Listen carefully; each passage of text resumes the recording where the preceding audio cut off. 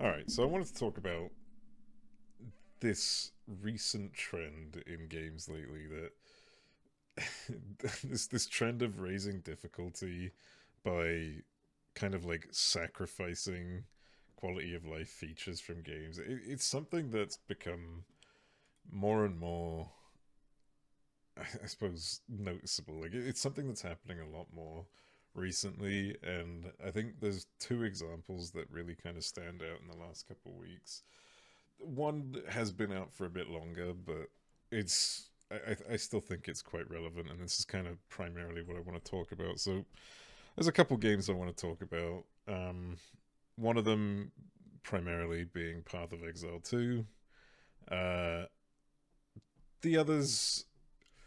So I want to talk about like I'm going to use some examples from Final Fantasy 14 as one of the things that as it's something that I'm very familiar with, and there's a few similarities that you can sort of uh, you know, draw between. But the last one is effectively Silk Song, uh, which I will just say I've not played either Hollow Knight game, so I'm strictly going off of what I'm seeing people saying in terms of reviews, commentaries, and just people around me. It's not like I'm gonna sit here and bash it. Like I do think that Silk Song is most likely a good game. I think it goes without saying. People do love it, and it's the same for Path of Exile too, right? Like I suppose we'll just get into it. Like I do like Path of Exile too. In fact, I when it came out, when the latest patch came out, I was playing it relentlessly for I want to say over. I don't remember when it came out, but it felt like I'd been playing it for a month. Let's just put it that way. Um, but after a certain point, it got a bit exhausting. Um, it really does keep you entertained for a while, and it's it's not so much that the game. How do I put this? It has a lot of highs, and the highs do last long, but the lows, when the lows kick in, they fucking kick hard. It's really rough and it's really punishing.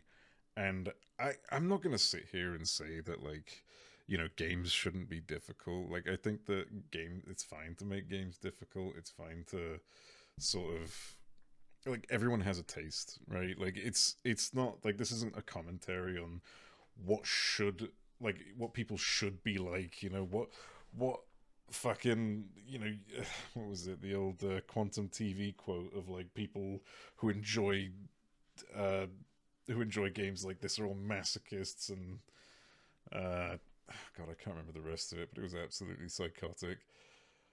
But either way, I think this is more of a commentary on like the the substitution for difficulty, like the lazy artificial increase of difficulty. Now it's going to be a bit hard to get into if you've never played either of the games. This might be a bit hard to understand, but effectively, it's wow, I don't even know where to bloody begin. So I think it's fine when a game comes out and it's just difficult and like it has all these features that are ass and you just deal with it, right? Because it's part of the game, it's that game's identity. But when a game releases a sequel, right, and we're going to use Path of Exile now as an example, um, and takes away a lot of the quality of life from the first one just to bump up the difficulty of the second one, it's really just kind of defeating the joy, right? Like it really is just cock and ball torture, and not in the fun kind of way.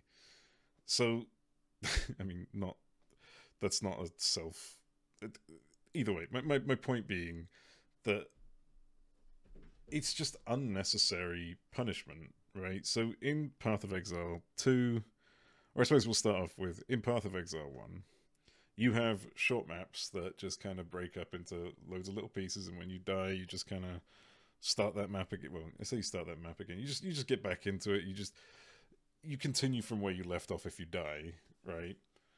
Whereas in Path of Exile 2, everything, like, these maps are gigantic, right? These are giant maps that require checkpoint teleports to get around, and it wouldn't be such a big problem if when you died it wouldn't just respawn the entire fucking map. So when you die in Path of Exile 2, I realize I'm going a bit all over the place, but I'll get to my point.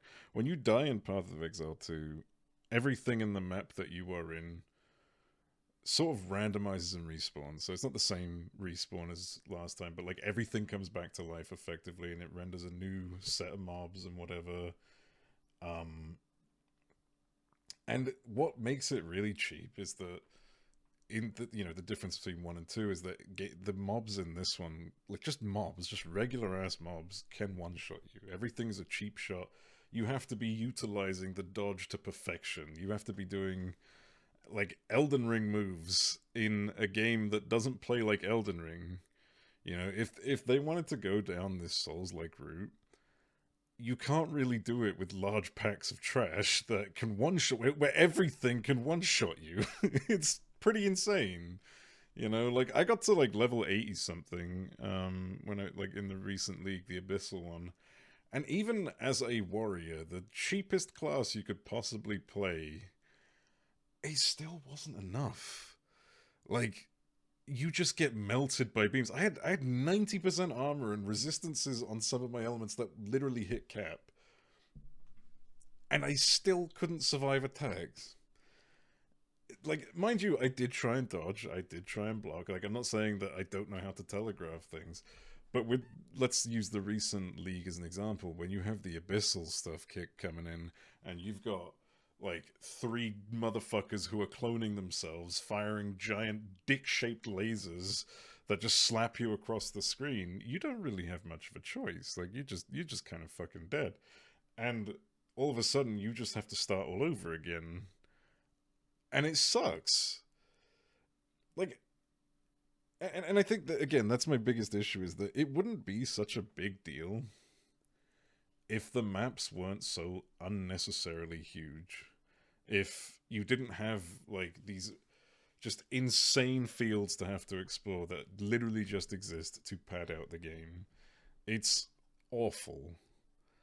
I like, I feel like if you took out one of these problems, like if you took out one of these issues, it wouldn't be such a big issue, right? Like, it's just that all these issues where you've got these cheap shots that come from unnoticeable things, and mind you, very hard to see things, especially like when you go up to one of these abyss rifts or whatever they're called. The screen goes dark. Everything is either black or green, or grey or green rather, and you can't tell if the green is an enemy, an attack, an effect on the ground that's just, from the rift that's coming out, or an effect coming off a mob, or anything. You literally can't tell what anything is. It's just visual clutter everywhere, and you just get bombarded with things, and you don't know. You cannot even see puddles if you're walking into them. The amount of times I died to an invisible puddle because of the amount of clutter on the screen, and I'm not talking about, like, just enemies standing on top of the puddle. I mean, literally, there is nothing to see on the floor because of how dark it is. And it's just insane. Like, if you just took out one of these things, like, I don't know, the ridiculous sizes of the maps, the respawning the entire map when you die, or just, I don't know, maybe calm the fuck down when a frog tries to lick you and just, I don't know, immediately one-shots you. Like, maybe dial that back a bit. Like, it's a bit ridiculous. There's not many things you can do to sort of mitigate these factors. You have the dodge roll, right? The dodge roll, which lets you dodge like once every few seconds, and it's you are always fat rolling, right? There is no making it better. You are always fat rolling throughout the entire thing, and you can't really fat roll out of like 3 laser beams and 5 Gatling guns firing at your position. It's not really something you can do. And then you've got the option to block, which again, you have a threshold on how much you can block. You sit there blocking, you get stunned immediately. Again, you can obviously improve your threshold, but 3 laser beams and 5 Gatling guns, it ain't gonna do shit. So, yeah, then your other options are, raise your evasion, for example, because, like, armor ain't fucking doing it. I doubt energy shield is gonna do it. Let's try evasion next, shall we? Okay, so I'm just gonna go ahead and dodge, let's say, 80% of all attacks that come for me. Well, there's still about, let's say there's 20 mobs on screen, and each of them fire multiple projectiles. We'll say each of them fire 3 projectiles each. You've got like 60 attacks coming at you, and you can dodge 80% of them. Woohoo! Great. You don't get hit by, what is it, like 10, 15 of them or something? Like 12, actually, I think. But you'll still die to one of the 12 hits. Statistically. Like, it's really just such a bullshit design. Like, I'm not saying that the game shouldn't be difficult. I'm just saying it shouldn't be punishing. Like, it shouldn't be crippling, especially when they had the previous game that people were already enjoying. Like, the system worked, right? And then all of a sudden they just decided, we're going to go ahead and make this harder for whatever reason, because it's the trend, right? Like, people aren't fucking fatigued from this sort of thing.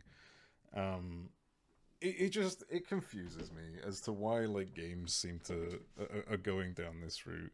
So the other example I wanted to pull up. So I've got 2 other games I wanted to talk about. One of them being Final Fantasy, because there is a similarity in terms of visual clutter, right? So the visual clutter is a big issue I'm starting to notice in more and more games lately.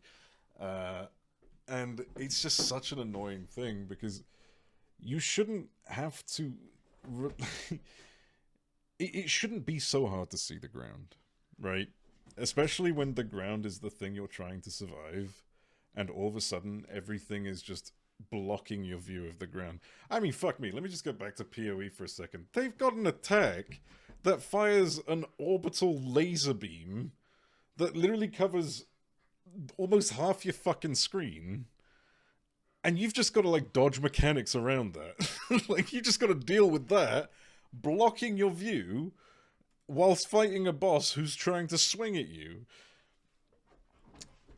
It's annoying, right? And, like, Final Fantasy suffers the same problem at the moment, in my opinion at least, where they will constantly do things like they'll constantly do this really cheap stuff where well, I don't know if it's intentional, to be honest. It could just be accidental, but a lot of mechanics at the moment, at least in the last of the Savage tier that I'm currently doing, it's very obstructed. Like, a lot of things are very obstructed. So you have, like, these, for example, you have these, like, blue lasers that appear in a certain sequence, and you're in this circle, so you can't really line up very well to dodge them. You just got to see them, dodge, and move out the way, right? But you've also got to do your rotation, match yourself with groups, or split apart from your groups whilst these lasers are coming at you. But then, lo and behold, the lasers that are coming out of these little things are the exact same laser animation that is coming out of his fucking sword. So if you're using your peripheral vision to try and line up, you see his sword and just assume that that's where one of the lasers are facing, and then you get cooked. Like, all this is happening while the map darkens as well, so, like, the screen darkens and it gets really hard to see. And it's shit like that is just so annoying and obnoxious. Not to mention the fact that, like, everything in that game, every single raid wide in that game has to flashbang you. Right? So if there's something, sometimes you have mechanics ongoing as well. It's not always raid wides, but sometimes you also have these mechanics that are ongoing, and suddenly you get a flashbang, and you've then got to resolve what you're resolving. It's so irritating. It's so unnecessary, and this is going to be a bit of a tangent, but it reminds me of this time when I was doing like in terms of visual clutter. I remember actually being physically attacked by, by the choice of effects. This one's less of a visual clutter thing and just more of a complaint in regards to visual design, in the sense where they had this really dark arena, right? It's like dark purple, red arena. For anyone who's wondering, I'm talking about Golbez. Um, and I remember we were doing this like 2 hours a week. We would just sit there and fucking grind this guy for the mount. And it's like the colors were already straining on the eyes, right? You're just looking at this purple, like red purple emanating off your screen. It's just nothing but that. But his raid wide would flashbang you with a white light. And there was one point where I was actually taking fire. I have no sensory issues, right? Mind you. At least I guess I do now. But, you know, it was physically fucking damaging me. It was giving me a headache just looking at that shit. And like, I'm not saying that that's what PoE was doing, but I'm just saying, like, can we calm down a bit on the effects? One example, actually, I'm going to bring up this one I wasn't even fucking planning on bringing up. But if anyone's ever played a game called Soulstone Survivors, it's one of your survivor-based games where you can have unlimited power, right? You can have your attacks extend beyond the fucking screen borders and stuff like that. One thing that I will always be able to appreciate that game for is the fact that you can make effects transparent and you can control how transparent you want them to be. Like, it's not a matter of just switch effects on and switch effects off, or just, like, it's a case of you can make it less transparent so you can still see the effect and see what's happening. You can just do it without burning out your retinas and getting yourself killed. How is that so hard for games like PoE to achieve these days? I'm not saying that, like, they should have figured this out or something, but, like, at some point when you look at that game, or, like, for the devs, when they're looking at the game and thinking, it's a little hard to see these things, they should probably think, what's the solution? Not fuck it, just ship it, right? But again, I do like PoE, but fuck me, that, a few things have really sent me over the edge. And the reason why I wanted to make this video was because it's starting to become, like, a noticeable pattern in games, like, in general, right? Like, especially, like, the ones that are known for being a bit difficult, where the increase in difficulty is now going at the cost of quality of life, right? And that's where I sort of come to Silksong as the other example for this, because again, I haven't played either Hollow Knight, but I know a few things, like, in regards to, like, the quality of life features that existed in Hollow Knight that no longer seem to exist in Silksong, right? So the idea that, and obviously if you care about, like, mechanical spoilers, don't watch, I guess. But the way Hollow Knight works is it kind of has that Souls-like feel, right? You're running around, you find a bonfire, and that's your save point, that's your respawn point. You have souls or whatever you want to call them. You're doing all the Souls-like things, right? You encounter bosses, they're really hard. You've got to dodge their attacks, whatever, right? The only difference between that and regular Souls likes is that you actually have jumping puzzles and platforms to deal with. Okay, that's not the only difference. But yeah, Silksong kind of takes this to the next level from what I've seen. And they kind of pull it backwards a bit, right? They sort of they chose to make the game harder, like, sort of mechanically, not like in terms of the actual gameplay itself, but rather in Hollow Knight, as far as I'm aware, and from, again, what I've seen, like, I'm not just making this up in my head, it's what I've seen, what people have talked about, is that in most cases the bonfires were close to boss rooms, or not, like, really far from boss rooms, right? They were a relative distance, and they weren't always punishing. There are some that are punishing, and that's fair enough, right? The distance to the boss room is quite punishing, and it's just that Silksong seems to have gone way too far, in the sense that, like, every single boss room has this insane trial that you have to, like, complete in terms of like a jumping puzzle, these like really precise movements that you have to go and do every single time you die to go reclaim your souls. But the problem is that, at least in Hollow Knight, when you perish, your souls are left at the door of the boss room. Again, from what I've seen, I don't know if that's like a mod or something, but that's what I've seen.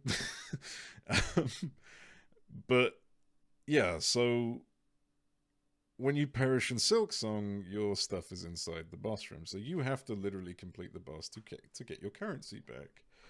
Um, Now this isn't like unknown; it's not unheard of, but it's just weird to kind of go back, right? Like, especially if you're punishing players with this trial to get to the room in the first place, and you then just go, haha, fuck you. You've still got to go in and kill the boss after having done that bullshit just to get your souls back. It's like how is that fun, right? I'm not saying that again. Like difficulty at the end of the day is sorry, the joy of difficulty at the end of the day is subjective. Everyone is on a different part of the scale, but I do think that things like that are not difficulty, right? It's just irritants. It's punishment. It's like, yeah, you could say, oh well, it's punishment so you can get better at the game. Be one of those fucking old granddads. But like, it just doesn't make any sense because like you're playing a fucking video game, man. This isn't a lesson. What are you like? It's insane, right? And I do eventually plan to play both games. And I've heard that like I'm not like trying to criticize, or sorry, rather, I'm not trying to shit on Hollow Knight or Silksong in that regard. I know that people do obviously adore them, and the devs are listening, right? Like it goes without saying. PoE devs unfortunately aren't fucking listening, but maybe that'll change eventually. Doubt it, but but yeah, it sort of crossed my mind. Like I've sort of been talking about this a bunch lately, and it's one of those things where like we're sort of wondering like how do we get to this point, and we're sort of talking, and there's a few theories that cross my mind as to how it gets to this point. And I think Silksong, the reason why I'm mostly bringing it up is it is the perfect example of sorry, it's not the perfect example. It's just got the easiest things to sort of theorize on as to why like they've gone this direction with their games. And I suppose we'll start with the first theory is just that obviously like Silksong, as far as I'm aware, was meant to be a DLC, so it was probably just designed to be heavily loaded. Uh like it was probably just designed to be an extension of Hollow Knight's endgame, and that's fair enough. That's whatever. But the other theory is that like it had been in development for so long, and I feel like this is like this is something that you could sort of attach to PoE two. It's something that has been in development for so long that it's very easy that the people who are doing like the internal testing, they're probably not like getting new testers out all the time because why would you? Obviously, at that point, you might as well start handing out the game for free. But it's so easy to just like, especially for a game that was getting developed over 7 years, it's so easy to just be nullified by the sheer difficulty of the game. Like you are doing this for years and years and years. You're testing these individual boss fights. You're testing the game from start to finish, and like you get more and more acclimated to what's going on in the first half, for example, that it probably starts to feel a bit easier. It probably starts to feel a bit easy compared to like the back end, the last half of the game. And then they're just sort of going, you probably go back and think, this needs to be a bit harder. But this is obviously theorizing. I'm not saying this is what happened, but like, I imagine that this is like the thought process, right? Of just being completely sort of desensitized to the difficulty because of how long it took to create. There was just so much testing that like balancing was just too hard to do properly. And I can understand that. Like, I think that's perfectly normal. Like, I don't think that they deserve much criticism. I think they do. I mean, they obviously like criticism is required for them to improve. Like if people are agreeing on this, then there needs to be some sort of change, right? If the devs want to keep it this way, that is also up to them. They're welcome to just keep the game this hard and punishing, but people are going to be upset. It is what it is. Like, people are going to be upset either way because you do have elites, the elitists out there who will fucking mark everything with the jester emoji or whatever the fuck the Steam the thing that people do on the Steam reviews. Uh, but yeah, so that's one of my theories as to why this happens. The other one is it it's sort of a 1% of the community problem. Not to say that that the community is the problem in any way. I think it's a misconceived like view of the community. So whenever you look up games, like whenever you look up streamers who are playing Hollow Knight, or like whenever you look up popular Hollow Knight content creators in general, most of the time you are going to come across speedrunners, people doing like these absurd fucking challenges. Like, it's so common that it like in these last few years, right? It wasn't common when the game came out, but it is commonplace now. The problem with that though is that just because that there are like way more people watching these content creators, that doesn't really count for the entire player base at all, right? It's a very small percentage of the player base who are doing these extreme things, and I wonder if the devs see this as like the amount of viewership or the amount of engagement that these content creators get from making the game look easy. These people who have dedicated like half of their lives, half their adulthoods just to doing one thing on something like Hollow Knight. I wonder if the devs see that and they go, well, clearly the community wants more. It's kind of like, I doubt it, right? I mean, I'm not going to speak for the whole community, but I doubt people want more. People just want new, people want fresh. There are some people who will want more, but I would argue there are a lot of people who don't. Um, you know, and this sort of does cross into PoE as well to a degree. You see people doing absurd, insane things every league. For example, in PoE 1, I imagine was probably a huge incentive to why PoE 2 is so hard. And it's just that people find crazy ways, crazy builds, crazy everything to just shoot to the top of the league immediately, right? And it's because these games, to a degree, like while they are basically single player, PvE games, they are competitive, right? They are competitive in the sphere of like what people do effectively. You've got PoE and players on the leaderboard trying to do these insane things, trying to make the insane builds, making the game look easy when it's not, right? And then the same thing for Hollow Knight, where you've got people doing these insane challenges, no death runs, fucking like no upgrades or whatever the hell, like just crazy shit, right? Making the game look easy when it's not. And yeah, I think that to me is probably like the thing that is making these devs make these really weird decisions where it's just everything has to be punishing because these players punish themselves. These players were capable of doing the game with all these crazy restrictions involved, so we should be able to do that too. And it's just kind of like, pass. No, I like my free time. I like fighting hard bosses. Me personally, I like fighting really hard bosses.